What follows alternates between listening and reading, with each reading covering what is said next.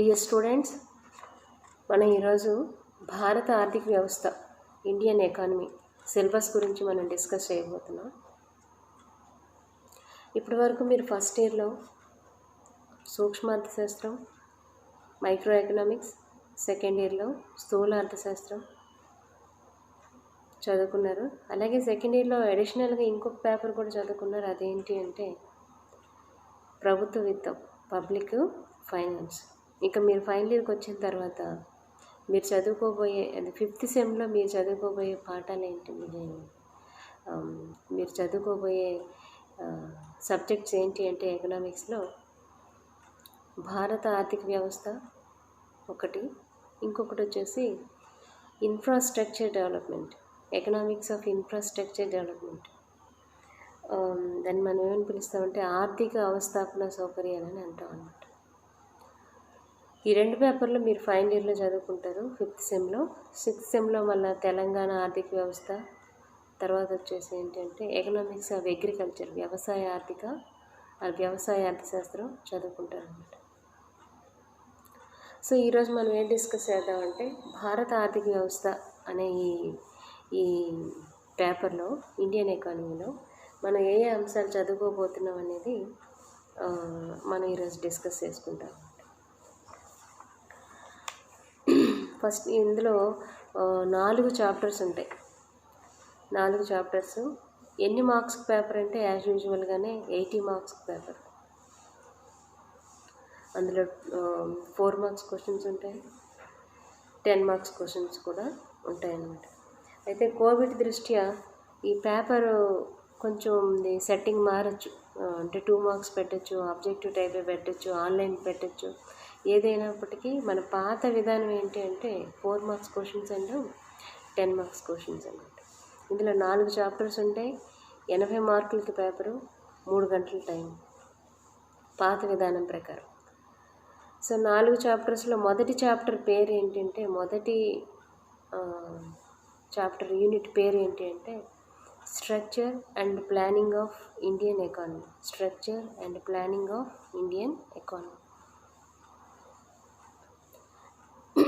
భారత ఆర్థిక వ్యవస్థ నిర్మాణం మరియు ప్రణాళికలు, తెలుగులో చెప్పాలంటే భారత ఆర్థిక వ్యవస్థ యొక్క నిర్మాణం మరియు ప్రణాళిక. ఇందులో మొదటి టాపిక్ ఏంటంటే concept of economic growth and development. జనరల్గా సాధారణంగా మనం ఏమనుకుంటామంటే ఆర్థిక వృద్ధి, ఆర్థిక అభివృద్ధి రెండు సమానమే, ఒకదానికొకటి పర్యాయ పదాలు అనుకుంటాం. కానీ ఆర్థిక పరిభాషలో ఆర్థిక వృద్ధి వేరు, ఆర్థిక అభివృద్ధి వేరు. జనరల్గా శరీరం పెరిగితే ఒక విధానం, శరీరంతో పాటు బుద్ధి పెరగడం ఇంకొక విధానం. సో దీనికి దానికి ఉన్నంత తేడానే ఆర్థిక వృద్ధికి ఆర్థిక అభివృద్ధికి కూడా ఉంటుంది. అసలు అదే ప్రపంచంలో చాలా దేశాలు ఉన్నాయి. ఏ దేశాలు ఆర్థిక వృద్ధి కోవకు చెందినవి, ఏ దేశాలు ఆర్థిక అభివృద్ధికి చెందింది, భారతదేశం యొక్క ప్రస్తుత పరిస్థితి ఏంటి, ఇవన్నీ కూడా మనం ఇందులో చదువుకుంటాం.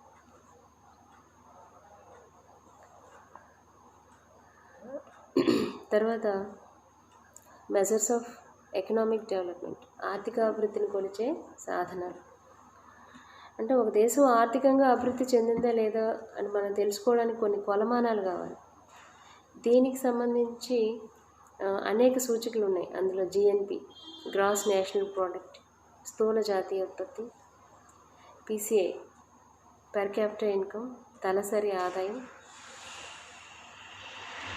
PQLI, physical quality of life index, భౌతిక సూచి, చివరిగా వచ్చేసి ఏంటంటే హ్యూమన్ డెవలప్మెంట్ ఇండెక్స్, మానవ అభివృద్ధి సూచిక.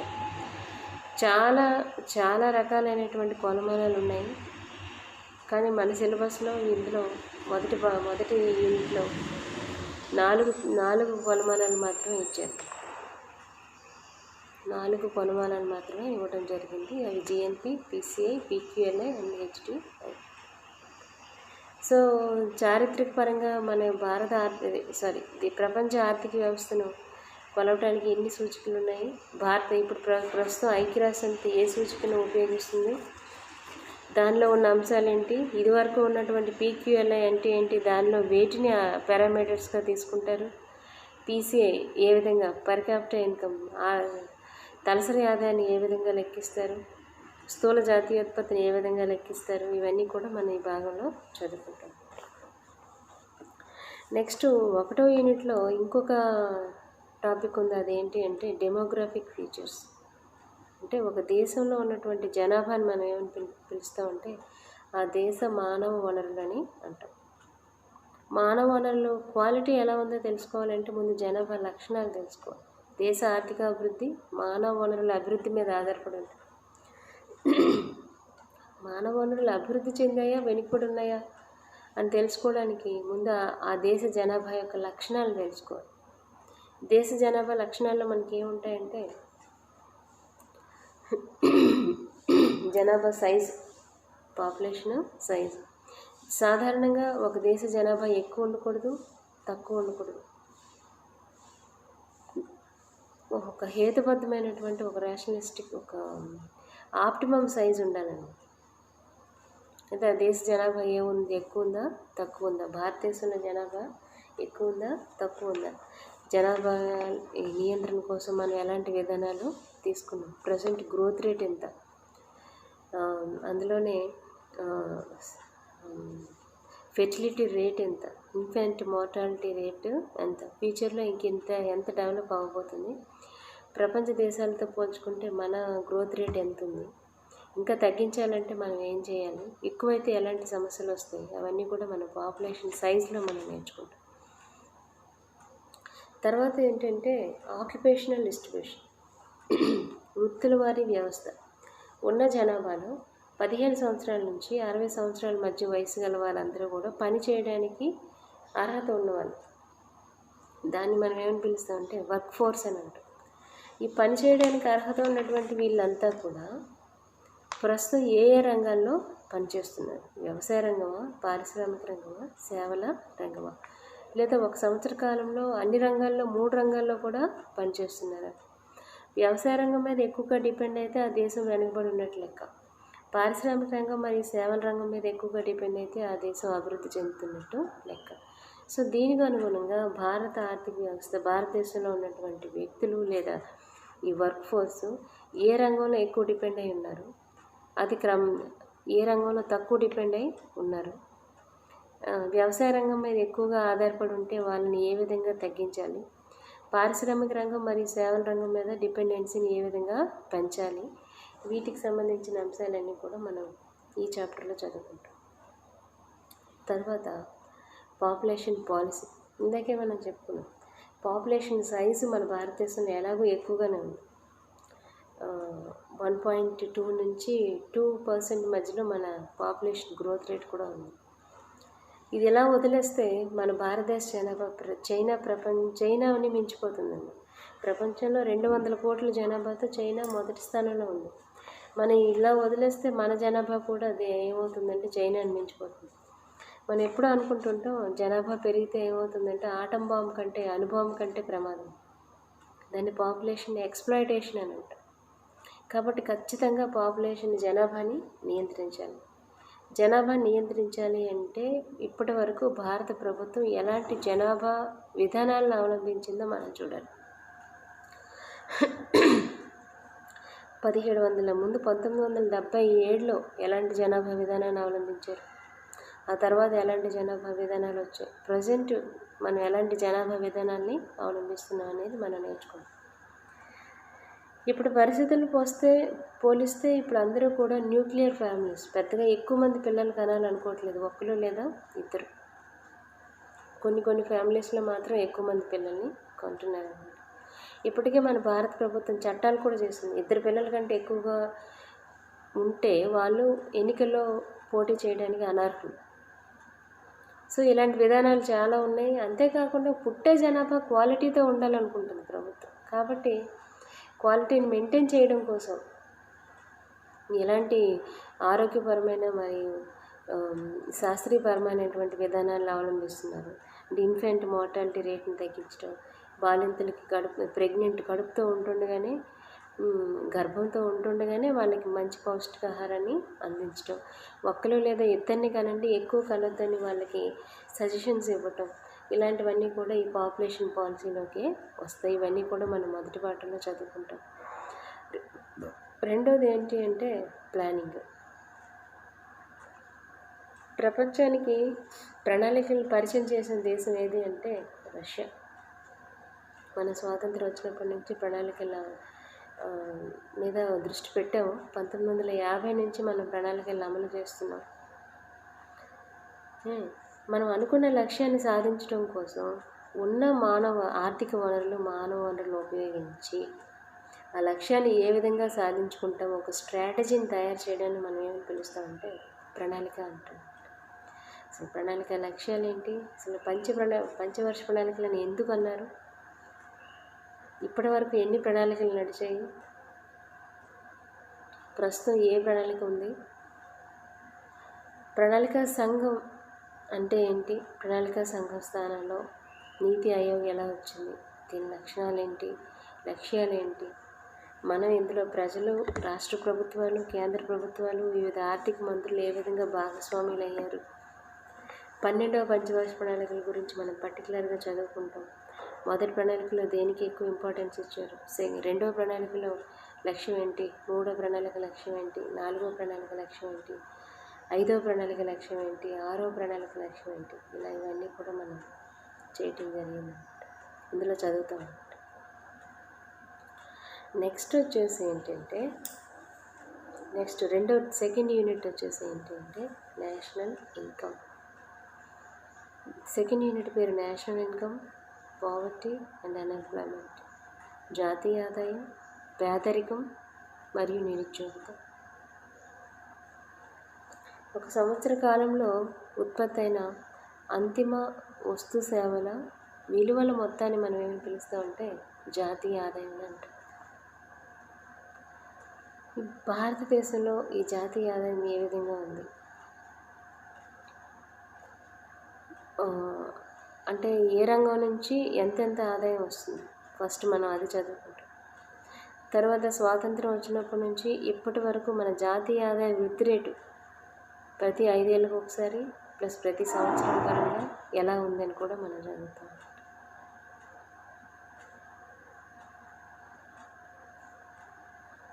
ఇవన్నీ కూడా ఈ సెకండ్ యూనిట్లో చదువుకుంటాం. ఇందులో ట్రెండ్స్ అండ్ కాంపోజిషన్. ట్రెండ్స్ అంటే ఏంటంటే పోకడలు, అంటే వృద్ధి రేటు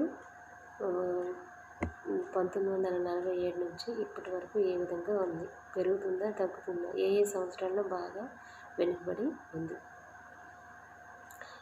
తర్వాత ఏంటంటే అప్పటి నుంచి ఇప్పటి వరకు ఏ రంగాల నుంచి జాతీయ ఆదాయం వస్తుంది. ఫర్ ఎగ్జాంపుల్ ఉదాహరణకు మనం తీసుకుంటే స్వాతంత్రం వచ్చిన తొలి రోజుల్లో 1947, 50s, 60s, 70s మనం చూస్తే కనుక వ్యవసాయ రంగం నుంచి ఎక్కువ జాతీయ ఆదాయం వచ్చేది, పారిశ్రామిక రంగం, సేవల రంగం నుంచి తక్కువ జాతీయ ఆదాయం వచ్చేది. కానీ ఇప్పుడు ప్రజెంట్ సిచ్యువేషన్ చూస్తే మనకి ఎక్కువగా జాతీయ ఆదాయం వచ్చేది సేవల రంగం, ఆ తర్వాత ఏమో పారిశ్రామిక రంగం, ఆ తర్వాత మాత్రమే వ్యవసాయ రంగం. భారతదేశంలో ఎక్కువ మంది ప్రజలు వ్యవసాయ రంగం మీద ఆధారపడి ఉన్నారు, కానీ జాతీయ ఆదాయానికి వ్యవసాయ రంగం నుంచి వచ్చే వాటా మాత్రం చాలా తక్కువ. దానికి కారణం ఏంటి, ఏ రంగం నుంచి ఎంత వస్తుంది, ఏ రంగం నుంచి ఎక్కువ వస్తుంది, ఏ రంగం నుంచి తక్కువ వస్తుంది, ఇలాంటివన్నీ కూడా మనం ఇంట్లో చదువుకుంటాం. నెక్స్ట్ వచ్చేసేది ఏంటి అంటే ఆర్థిక అసమానతలు, ఇన్కమ్ ఇన్ఈక్వాలిటీస్. ఆర్థిక అసమానతలు. ఒక దేశం ఆర్థికంగా అభివృద్ధి చెందొచ్చు, కానీ ఆ దేశంలో కొంతమంది పేదరికంలోనూ, కొంతమంది ఏమో విలాసవంతంగా ధనికులుగా ఉంటే అది చాలా ప్రమాదం. దానివల్ల ఏమవుతుందంటే అనేక రకాలైనటువంటి రెవల్యూషన్స్ వస్తాయి, యుద్ధాలు వస్తాయి, ప్రాబ్లమ్స్ వస్తాయి, వర్గ పోరాటాలు వస్తాయి. కానీ అది సరైనటువంటి అభివృద్ధి కాదు. దేశానికి వస్తున్నటువంటి ఆర్థిక ఫలాలు అందరూ అనుభవించాలి.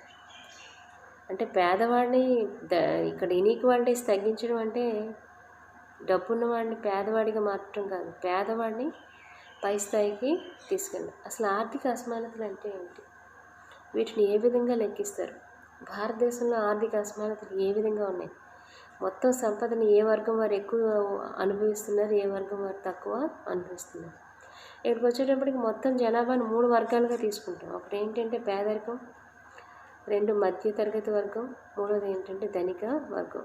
దేశ సంపదలో ఈ ధనిక వర్గం ఎంత పర్సంటేజ్ ఉంది, మధ్యతరగతి వాళ్ళు ఎంతమంది ఉన్నారు, పేదవారు ఎంత పర్సంటేజ్ ఉంది, మొత్తం సంపదలో ధనిక వర్గం వారు ఎంత అనిపిస్తున్నారు, మధ్యతరగతి వాళ్ళు ఎంత అనిపిస్తున్నారు, పేదవాళ్ళు ఎంత అనిపిస్తున్నారు అనేది మనం ఈ పాఠంలో చదువుకుంటాం.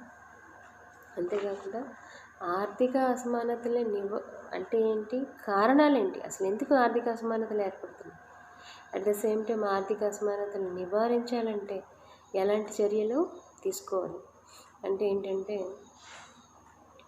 అదే ఆల్మోస్ట్ పేదరిక నివారణ చర్యలే ఆర్థిక అసమానతల నివారణ చర్యలు కిందకు వస్తాయి. ముఖ్యంగా ఎంప్లాయ్మెంట్ జనరేషన్ ప్రోగ్రామ్స్ అన్నీ కూడా ఇందులోకి వస్తాయన్నమాట. ఇక్కడ ఇన్ఈక్వాలిటీస్ అనగానే ముందు మనం లారెంజ్ కర్వ్ గురించి మనం చదువుకుంటాం. లారెంజ్ ఒక రేఖ, పావర్టీ లైన్కి లైన్ ఆఫ్ ఈక్విటీకి మధ్య ఉన్నటువంటి గ్యాప్ని బట్టి మనం ఇన్ఈక్వాలిటీ స్టేజ్ని మనం డిసైడ్ చేస్తాం. ఎక్కువగా ఉంటే ఎలాంటి చర్యలు తీసుకోవాలనేది మనం చదువుతాం. జనరల్గా మనం ఇన్కమ్ ఇన్ఈక్వాలిటీస్, ఆర్థిక అసమానతల నివారణ చర్యలు అంటేనే మనకు ముందు గుర్తొచ్చేది ఏంటి అంటే ఎంప్లాయ్మెంట్ జనరేషన్ ప్రోగ్రామ్స్. వీటన్నిటి గురించి మనం ఈ లెసన్స్లో చదువు.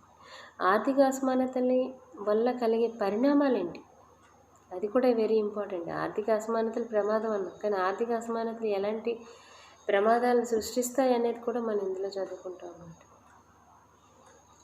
అదేవిధంగా మనం సెకండ్ యూనిట్లో పేదరికం అనే టాపిక్ని కూడా మనం చదువుతాం. పేదరికం ముందు అసలు పేదరికం అంటే ఏంటి, బేసిక్ నీడ్స్ కూడా ఫుల్ఫిల్ చేసుకోలేని విధానాన్ని ఏమంటారంటే పేదరికం అంటారు. అంటే మనిషికి కావాల్సిన కనీస అవసరాలు కూడా తీర్చుకోలేనటువంటి స్థితిలో ఒక వ్యక్తి కానీ ఒక ఫ్యామిలీ కానీ ఉంటే దాన్ని మనం ఏమని పిలుస్తామంటే పేదరికం అని అంటాం అన్నమాట. దాన్ని మనం ఏమని పిలుస్తాం, పేదరికం అని అంటాం. అసలు పేదరికాన్ని ఎవరు ఎలా నిర్ణయించారు, ప్రభుత్వం ఏ విధంగా పేదరికాన్ని నిర్ణయించింది, పేదరికం కాన్సెప్ట్ ఏంటి, భారతదేశాన్ని తీసుకుంటే పేదరికపు పోకడలు, ట్రెండ్స్ ఇన్ పావర్టీ, స్వాతంత్రం వచ్చినప్పటి నుంచి అసలు బిఫోర్ ఇండిపెండెన్స్ కూడా, స్వాతంత్రం రాకముందు, స్వాతంత్రం వచ్చిన తర్వాత ఇప్పటి వరకు పేదరికం యొక్క పర్సంటేజ్ ఏ విధంగా ఉంది, తగ్గిందా పెరిగిందా? ఓకే, పేదరికం శాతం తగ్గిందనే చెప్తాను జనరల్గా. కానీ పాపులేషన్ కూడా పెరుగుతున్నప్పుడు పర్సంటేజ్ ఆఫ్ పాపులేషన్ తగ్గొచ్చేమో, కానీ absolute number of poverty people అంటే పేదరికపు శాతం తగ్గొచ్చేమో, కానీ పేదరికాన్ని అనుభవిస్తున్నటువంటి సంఖ్య మాత్రం ఎక్కువగా ఉండొచ్చు, ఎందుకంటే జనాభా పెరిగింది కాబట్టి. ఈ డిఫరెన్స్ని మనం ఎలా చూస్తామనేది మనం ఈ పాఠంలో మనం చదువుకుంటాం అన్నమాట. నెక్స్ట్ ఏంటంటే పేదరికానికి కారణం. జనరల్గా పేదరికానికి ప్రధాన కారణం పేదరికం, కానీ అనేక కారణాలు ఉంటాయి. నిరుద్యోగిత, ఆదాయం తక్కువగా ఉండటం, అనారోగ్యం, ఆర్థిక అసమానతలు, వ్యవసాయ రంగం మీద ఎక్కువగా ఆధారపడి ఉండటం, సరైనటువంటి సాంకేతికపరమైనటువంటి విద్య లేకపోవటం, చాలా కారణాలు ఉన్నాయి. అసలు భారతదేశంలో పేదరికం అంటే ఏంటి, పేదరికానికి కారణాలేంటి, పేదరికపు పోకడలేంటి, పేదరికం వల్ల కలిగే ప్రమాదాలేంటి, పేదరిక పరిణామాలేంటి, కాన్సిక్వెన్సెస్, పేదరికం వల్ల కలిగే ప్రభావాలు ఏంటి, ఇవన్నీ కూడా మనం ఇందులో చదువుకుంటాం అన్నమాట. తర్వాత వచ్చేసి ఏంటి అంటే అన్ఎంప్లాయ్మెంట్, నిరుద్యోగిత, types, trends, causes and consequences. నిరుద్యోగిత అనేక రకాలు ఉన్నాయి. నిరుద్యోగిత అంటే ఏంటి అంటే పని చేయడానికి ఆసక్తి ఉండి పని చేయగలిగే శక్తి ఉన్నప్పటికీ పని దొరకని పరిస్థితిని మనం ఏమని పిలుస్తామంటే నిరుద్యోగిత అని అంటాం. నిరుద్యోగితకు సంబంధించి అనేక అంశాలు ఉన్నాయి, అనేక రకాల నిరుద్యోగితలు కూడా ఉన్నాయి మన దగ్గర. Structural unemployment, seasonal unemployment, frictional unemployment, ఇలా చాలా రకాలు ఉన్నాయి. అవన్నీ కూడా మనం ఈ పాఠంలో చదువుతాం. అలాగే భారతదేశంలో నిరుద్యోగిత ఏ విధంగా ఉంది, పోకడలు, before independence, after independence and present situation. నిరుద్యోగిత వల్ల కలిగే ప్రభావాలు కూడా మనం ఈ పాఠంలో చదువుతాం. చివరిగా సెకండ్ యూనిట్లో మనం ఏం చదువుతామంటే poverty, income inequalities and unemployment alleviation programmes. ఆర్థిక అసమానతను నివారించాలన్నా, పేదరికాన్ని నివారించాలన్నా, నిరుద్యోగిత నివారించాలన్నా ముందు ప్రభుత్వం చర్యలు తీసుకోవాలి. ఆ చర్యలు ఆల్రెడీ ప్రభుత్వం చేపట్టింది. వీటిని నివారించడం కోసం ప్రభుత్వం ఎలాంటి పథకాలను చేపట్టింది అనేది మనం ఈ పాఠంలో చదువుకుంటాం. Poverty, unemployment and income inequalities alleviation programmes.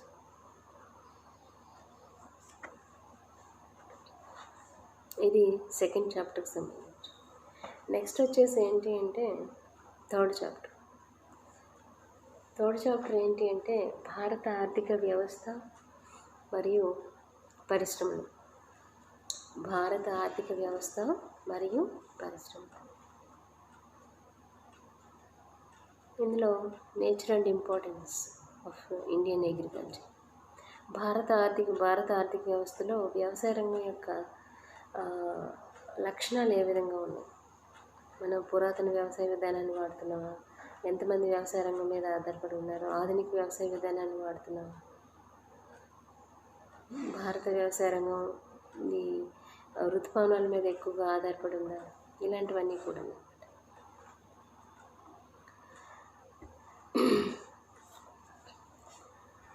ఇవన్నీ కూడా ఇందులో మనం చదువుకుంటాం. తర్వాత ఇంపార్టెన్స్, భారత ఆర్థిక వ్యవస్థలో వ్యవసాయ రంగానికి ఉన్నటువంటి ప్రాధాన్యత. అసలు మనిషి బతకాలంటే ముందు కావాల్సిన ఆహారం, వస్త్రాలు, నివసించడానికి ఇల్లు. ఈ బేసిక్ నీడ్స్ని ప్రొవైడ్ చేసే మెయిన్ సెక్టర్ ఏది అంటే మనకి కావాల్సిన కనీస అవసరాలు అందించే మెయిన్ ప్రధాన రంగం ఏది అంటే అగ్రికల్చర్, వ్యవసాయం. వ్యవసాయానికి ఎలాంటి ఇంపార్టెన్స్ ఉంది భారతదేశంలో, ఎందుకంటే ఎక్కువ మంది ప్రజలు వ్యవసాయ రంగం మీద ఆధారపడుతున్నారు కాబట్టి మనకి ఎంప్లాయ్మెంట్ ఇస్తుంది. మనిషి బతకడానికి కావాల్సినటువంటి ఆహార పదార్థాలు అన్ని కనీస అవసరాలన్నీ ప్రాథమిక రంగం నుంచి వస్తున్నాయి కాబట్టి భారత ఆర్థిక వ్యవస్థలో వ్యవసాయ రంగానికి ఇంపార్టెన్స్ ఉంది. అలాగే మనం కొన్ని రకాలైనటువంటి వస్తువుల్ని, వ్యవసాయ ఉత్పత్తులు కూడా ఇతర దేశాలకు ఎగుమతి చేస్తున్నాం కాబట్టి దానివల్ల కూడా వ్యవసాయ రంగానికి ఇంపార్టెన్స్ ఉందండి. సో భారత వ్యవసాయ రంగం యొక్క లక్షణాలు ఏంటి, భారత వ్యవసాయ రంగానికి ఎలాంటి ప్రాధాన్యత ఉంది, ఇవన్నీ కూడా మనం థర్డ్ చాప్టర్లో చదువుకుంటాం అన్నమాట, యూనిట్ 3. అలాగే ట్రెండ్స్ ఇన్ అగ్రికల్చర్ ప్రొడక్షన్, వ్యవసాయ ఉత్పత్తులు ఎలాంటి మార్పులు వస్తున్నాయి అనేది కూడా మనం చదువుకుంటాం అన్నమాట. అంటే వ్యవసాయ ఉత్పత్తి క్రమంగా పెరుగుతుందా? ఎస్, ఖచ్చితంగా పెరుగుతుంది. భారత ప్రభుత్వం high yielding varieties of seeds,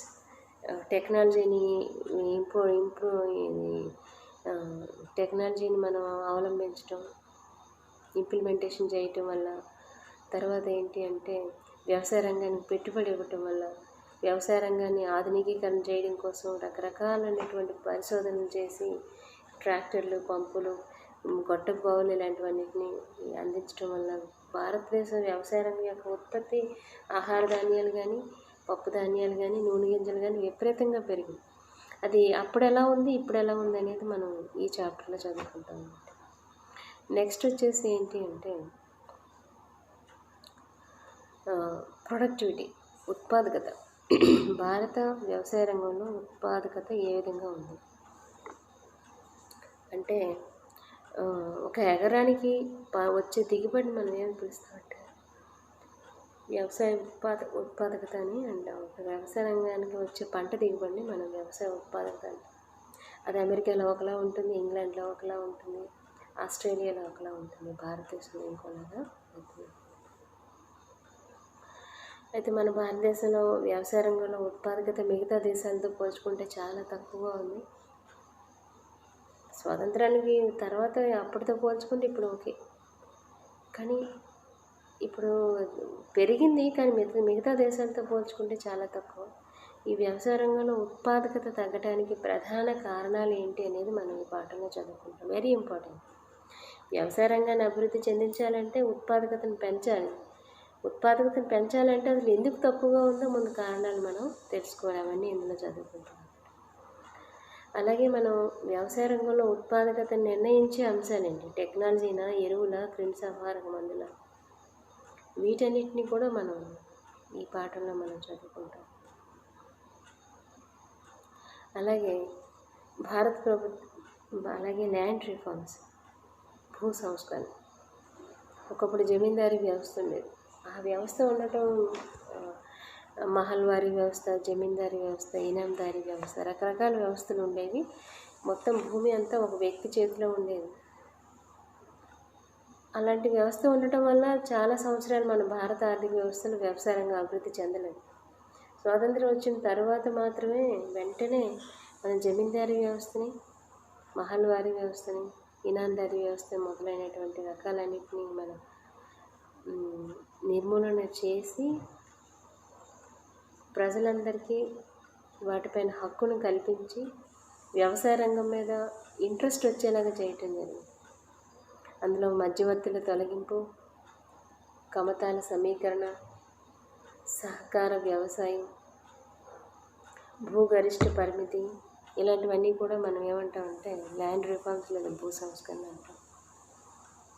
వీటన్నిటిని కూడా మనం ఈ భూ సంస్కరణ అంటే ఏంటి, భారతదేశంలో ఎలాంటి భూ సంస్కరణ అమలు చేశారు, ఎలాంటి చట్టాలు చేశారు, ఏ సంవత్సరంలో చేశారు, అవన్నీ కూడా మనం ఈ పాఠంలో చదువుకుంటాం.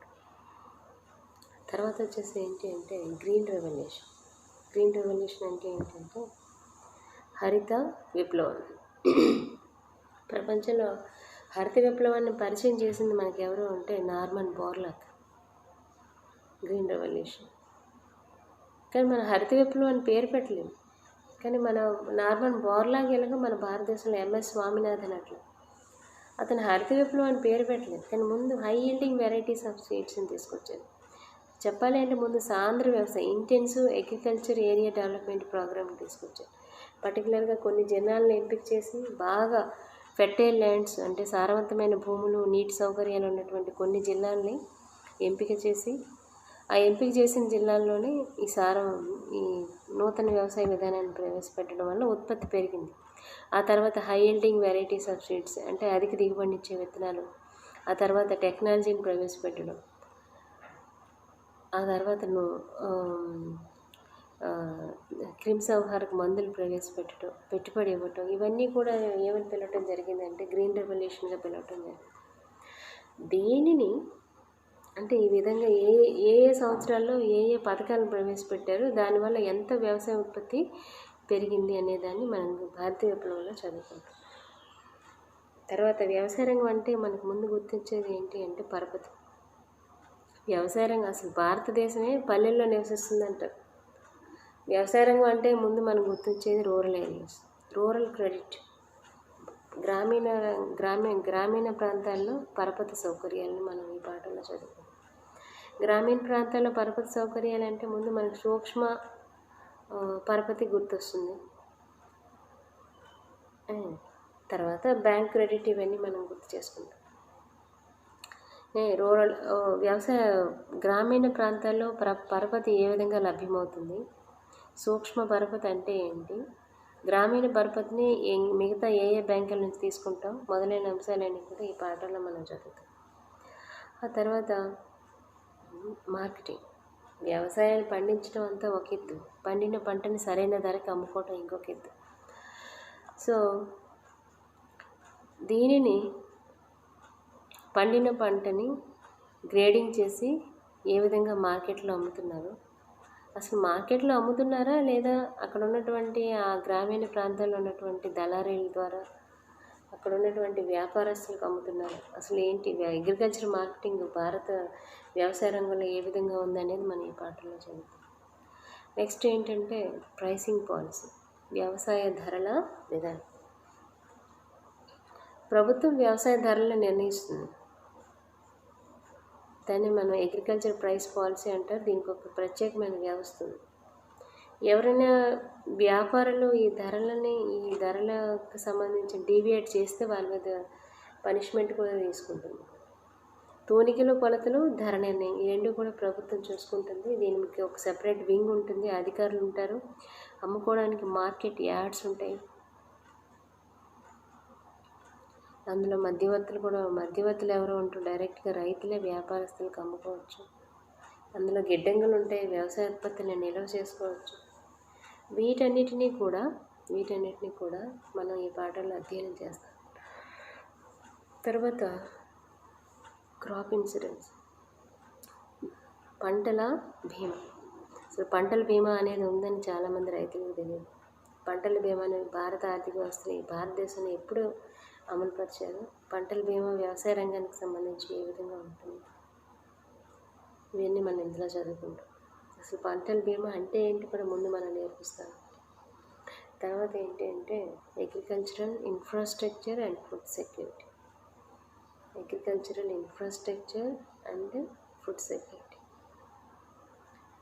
వ్యవసాయ అవస్థాపన సౌకర్యాలు అంటే ఏంటి? నీటిపారుదల సౌకర్యాలు, విద్యుత్ శక్తి, పండిన పంటని మార్కెట్కి తీసుకెళ్ళడానికి కావాల్సినటువంటి రవాణా సౌకర్యాలు, ఎలక్ట్రిసిటీ, పంపు సెట్లు పనిచేయడానికి, ఇవన్నీ కూడా అగ్రికల్చర్ ఇన్ఫ్రాస్ట్రక్చర్ కిందకే వస్తాయి. తర్వాత ఏంటి అంటే మన ఇదే పాఠంలో ఇంకో విషయం గురించి కూడా మనం అధ్యయనం చేస్తాం. అదేంటి అంటే ఫుడ్ సెక్యూరిటీ.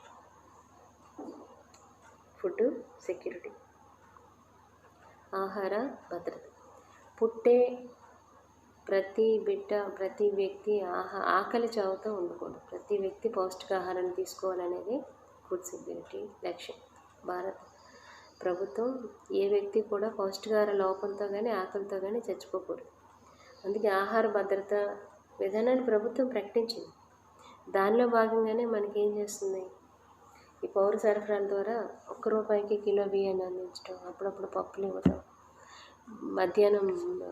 మధ్యాహ్నం స్కూళ్ళలో పిల్లలకి మధ్యాహ్న ఆహారం పథకాన్ని ప్రవేశపెట్టడం, ఇలాంటివన్నీ మిడ్ డే మీల్స్ ప్రవేశపెట్టడం, ఇలాంటివన్నీ చేస్తున్నారు.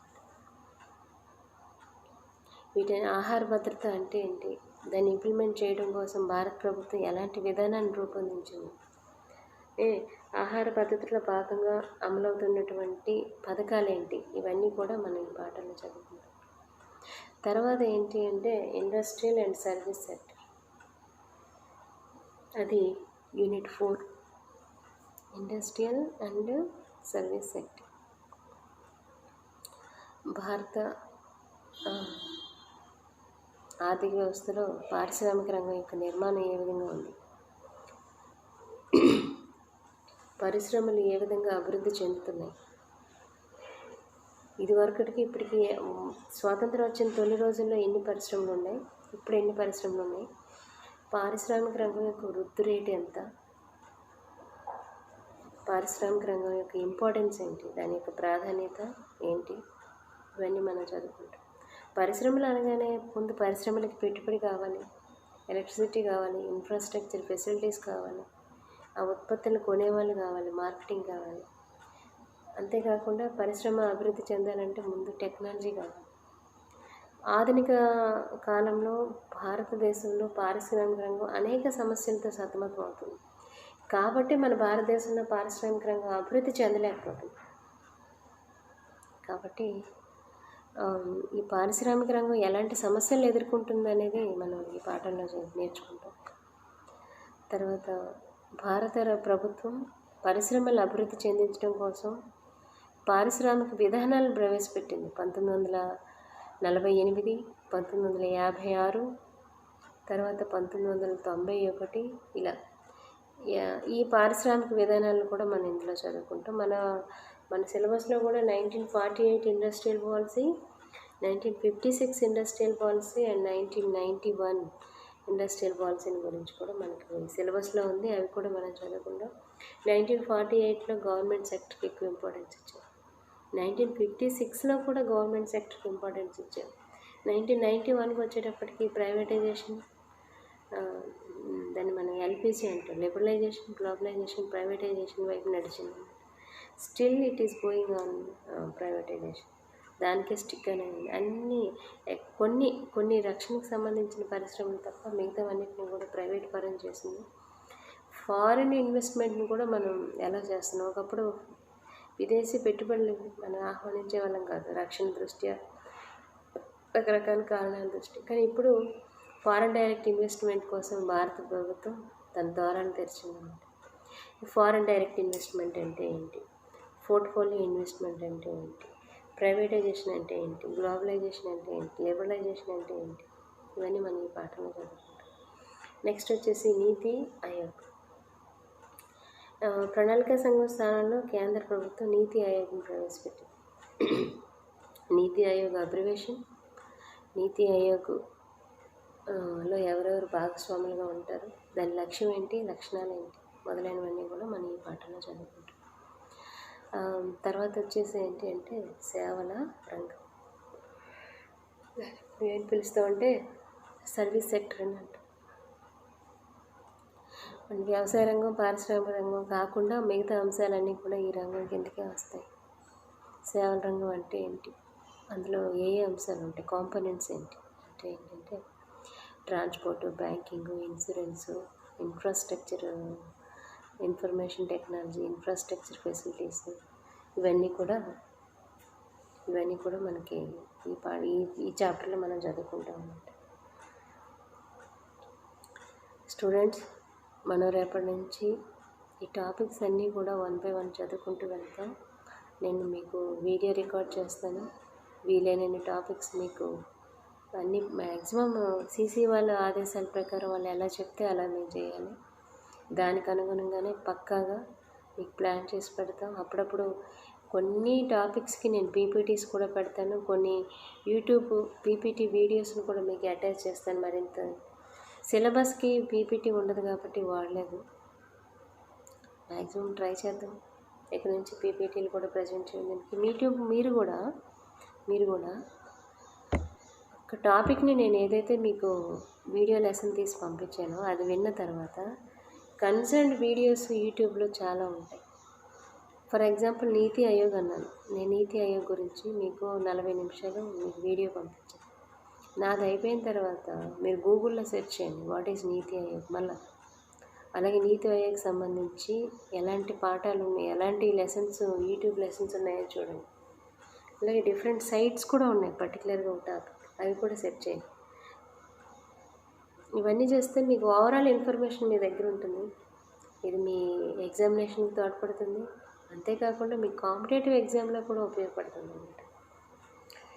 దయచేసి ఎవరు బతికించకుండా మీ దగ్గర మొబైల్ ఫోను, అందులో మొబైల్ డేటా ఉంటే కనుక క్లాసెస్ కోసం ముందు మీరు ఆ మొబైల్ డేటాను ఉపయోగించాలని నేను మనస్ఫూర్తిగా కోరుకుంటున్నాను.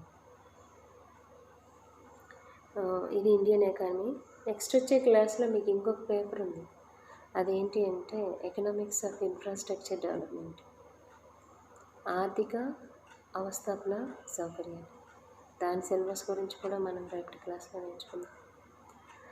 ఆ తర్వాత నెమ్మదిగా ఒక్కొక్క టాపిక్ గురించి మనం వీడియో రికార్డింగ్ చేస్తాను. నేను చేసిన తర్వాత మీరు చూద్దరు.